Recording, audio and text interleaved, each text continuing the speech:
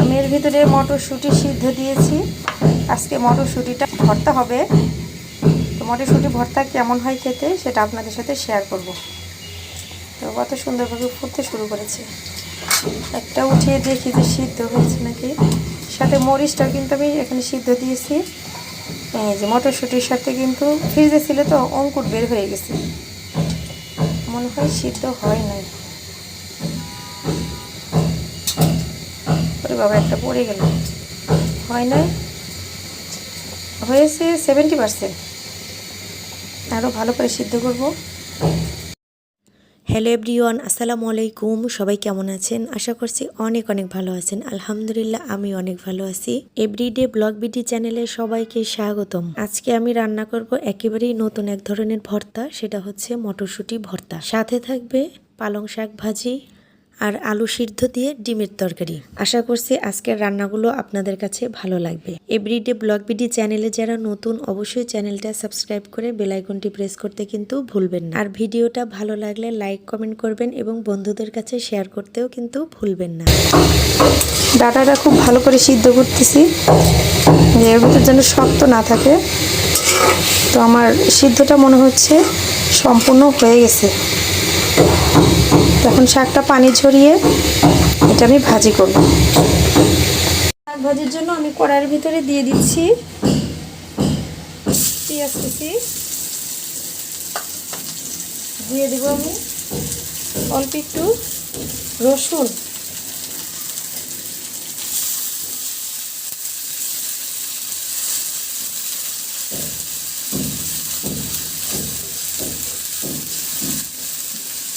এর ভিতরে দিয়ে দেবো এখন তেল,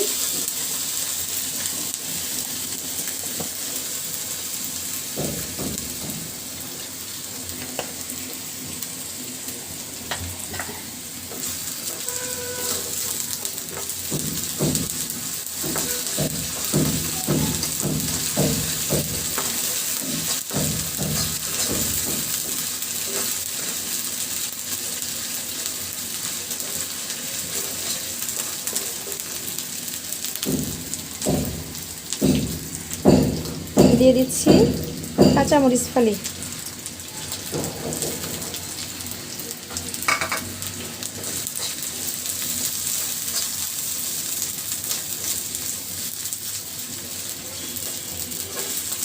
আজকে সারাদিনে দুপুর পর্যন্ত হালকা একটু রোদ ছিল, কিন্তু দুপুর পর থেকে কিন্তু একেবারেই আকাশটা কুয়াশাচ্ছন্ন হয়ে গেছে। মনে হচ্ছে যে মেঘ করেছে, বৃষ্টি হবে, এরকম একটা অবস্থা। আলহামদুলিল্লাহ এবার রোজা রেখে কিন্তু অনেক আরাম পেলাম, না গরম না শীত। তো যাই হোক, আমার কিন্তু পেঁয়াজটা ভাজি হয়ে যাচ্ছে। এর ভিতরে আমি পুঁই শাকটা দিয়ে দিব। পেঁয়াজটা ভাজি কিন্তু হয়ে গেছে সুন্দরভাবে। এখন দিয়ে দিব আমার সিদ্ধ করে রাখা পুঁই শাকগুলো। পুঁই শাকের এই ডাঁটাগুলো একবার নরম করে সিদ্ধ করেছি, খেতে কিন্তু ভালো লাগবে। আর শক্ত শক্ত থাকলে কিন্তু ডাঁটাগুলো খেয়ে আরাম পাওয়া যায় না। আমার কাছে অ্যাটলিস্ট আমি খেতে পারি না ওইভাবে।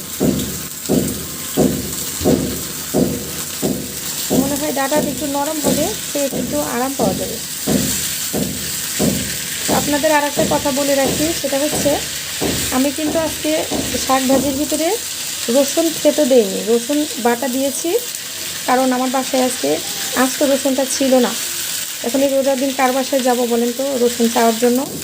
সেই কারণে ভাবলাম অনেক কিছুই তো করা যায়, তো আমি যেহেতু নাই সেক্ষেত্রে আমি একটু বাটা দিয়ে করলাম। খেয়ে দেখবো কেমন লাগবে। আমার তো মনে হয় যে মন্দ লাগবে না, ভালোই লাগবে।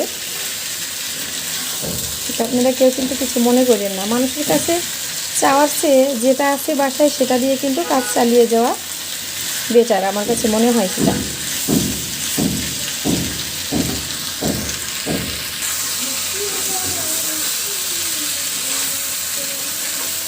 শাকের পাতা শুকায় ডাঁটা বের হয়ে গেল।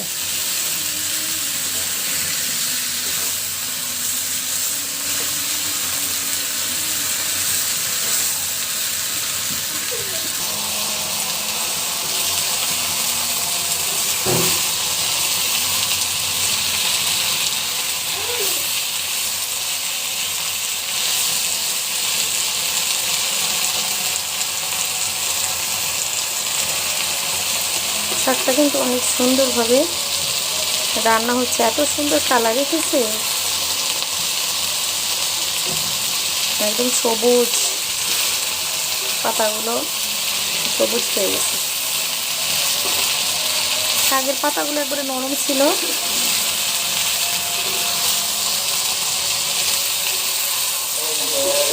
আজান দিয়ে দিচ্ছে। শাকটা কিন্তু হয়ে গেছে, আমি একটা বাটির ভিতরে উঠায় নিচ্ছি।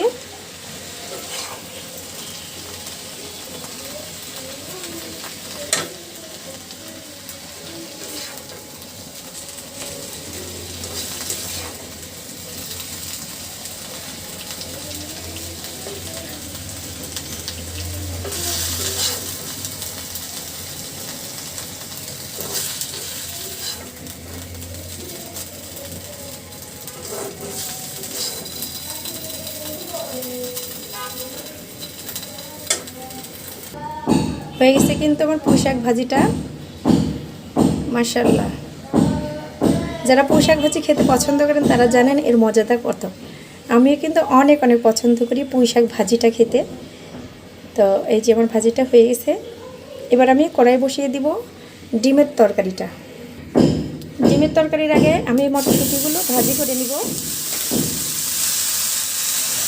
এটা ভালো সিদ্ধ হয়ে গেছে। তো কড়াইয়ের ভিতরে দিয়ে দিচ্ছি তেল।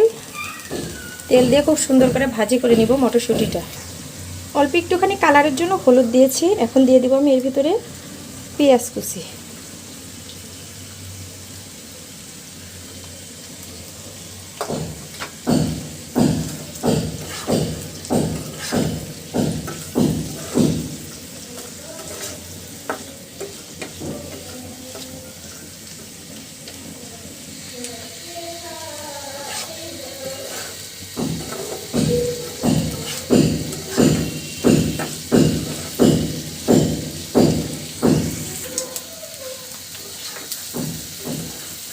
তেলে দেওয়ার পরে ডালগুলো কিন্তু আরও ফুলে ডাবল হয়ে গেছে। যখন সিদ্ধ করেছিলাম অতটা কিন্তু ফোলা বোঝা গেল না, কিন্তু যেই তেলে দিলাম তখনই কিন্তু এটা ফুলে আরও, মানে যতটুকু দিয়েছিলাম তার সাথে বেশি হয়ে গেছে মনে হচ্ছে। এটা শিমের বিচির মতো হয়ে গেছে। শিম বিচি ভর্তা খাই না আমরা, কেমন হয়ে গেছে।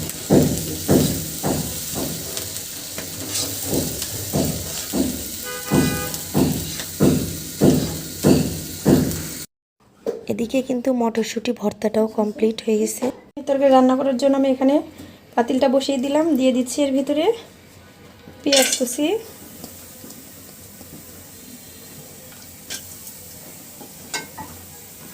দিয়ে দিব এর ভিতরে এখন তেল,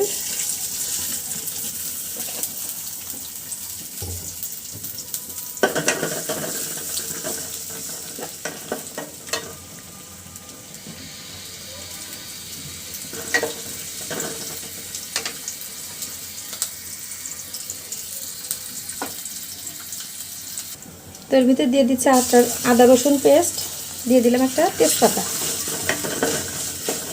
তো মশলাটা ভালো করে কষানোর জন্য দিয়ে দেবে একটুখানি পানি।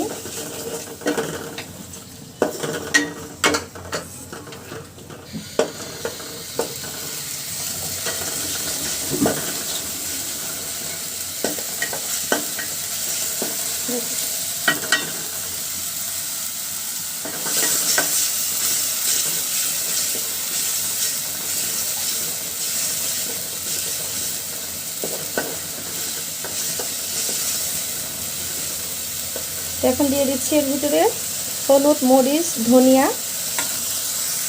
দিয়ে দিচ্ছি স্বাদ মতো লবণ। মশলাটা ভালো করে কষিয়ে ওর ভিতরে সিদ্ধ করে আলুটা দিয়ে দিব। মশলাটা কিন্তু খুব সুন্দরভাবে আমার কষানো হয়ে গেছে। উপর দিয়ে কিন্তু তেলটা খুব সুন্দরভাবে ভেসে উঠেছে। এদিকে কিন্তু পেঁয়াজটাও গলে যায় নাই, আস্তে আস্তে।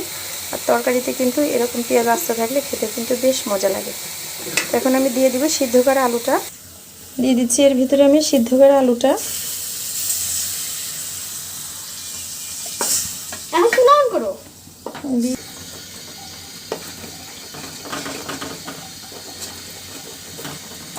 মশলার সঙ্গে আলুটা খুব সুন্দর করে আমি কষিয়ে নিব।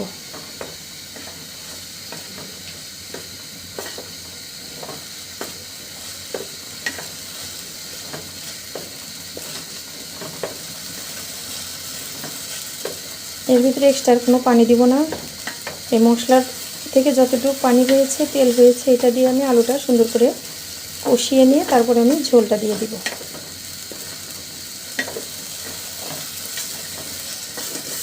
আস্তে আস্তে উপর থেকে তেল ছাড়বে, তারপরে আমি দিয়ে দিব ডিমটা।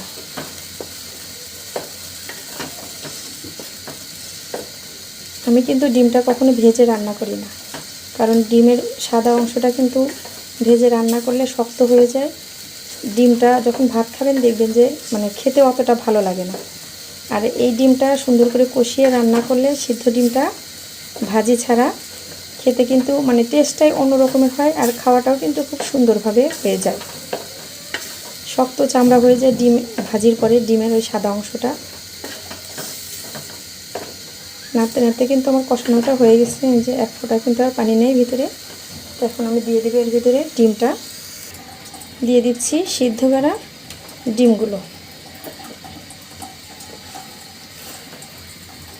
এভাবে আস্তে আস্তে নেড়ে দিব যেন মশলাগুলো ডিমের সাথে পৌঁছায়, খেতে যেন ভালো লাগে। মানে খুব জোরে একটা দেওয়া যাবে না, কারণ ভেঙে যাওয়ার সম্ভাবনা থাকবে কিন্তু। তো আপনারা চাইলে কিন্তু এভাবে সিদ্ধ করে ডিম না ভেজে রান্না করে খেতে পারেন। বিশেষ করে যাদের মানে তেলে গ্যাস হয় খেলে অতিরিক্ত, তারা কিন্তু ডিমটা ভাজি না করে ডাইরেক্ট এভাবে রান্না করে খেতে পারে। গ্যাস হওয়ার সম্ভাবনাটা কিন্তু কম থাকবে। আমার হয়ে গেছে কিন্তু। এখন দিয়ে দিব ফুটিয়ে রাখা গরম পানিটা।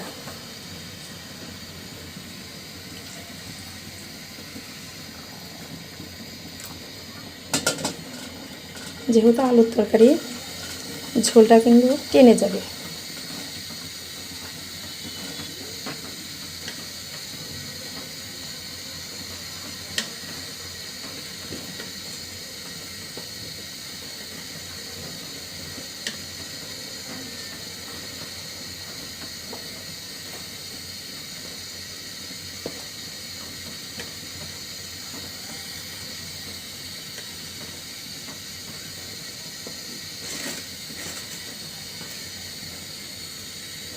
এখন আমি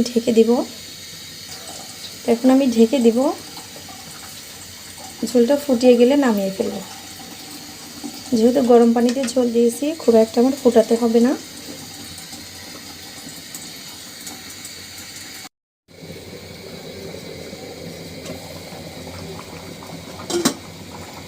ঝোলটা কিন্তু খুব সুন্দরভাবে ফুটতে শুরু করেছে।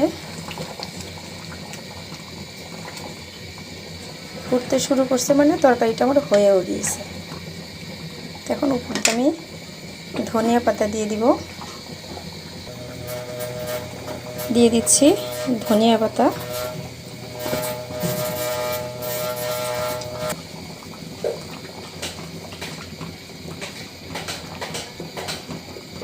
হয়ে গেল কিন্তু আমার আলু দিয়ে ডিমের তরকারিটা। এই তরকারি কিন্তু পরোটার সাথে, পুরি, তারপরে খিচুড়ি, সাদা ভাত, পোলাও সব কিছুর সাথে কিন্তু খুব সুন্দরভাবে অনায়াসে খেতে পারবেন।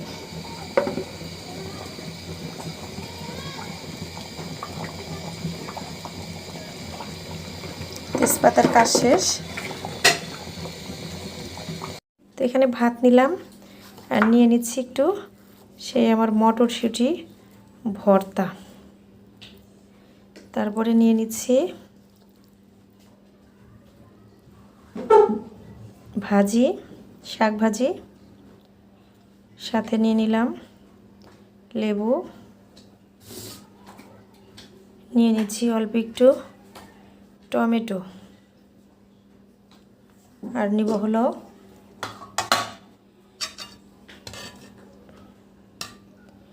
সেই ডিমের তরকারি আমার। কিন্তু আমি প্রথমে ট্রাই করব হলো এই ভর্তা দিয়ে। গরম অনেক। বিসমিল্লাহির রহমানির রহিম।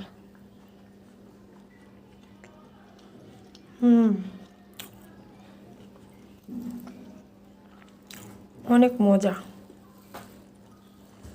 তো আপনারা চাইলে কিন্তু এরকম মটরশুঁটি ভর্তা বানিয়ে খেতে পারেন। যারা কখনো খান না একবার হলে কিন্তু ট্রাই করবেন। এর স্বাদটাই কিন্তু অন্যরকমের। তো সবাই ভালো থাকবেন। আল্লাহ হাফেজ।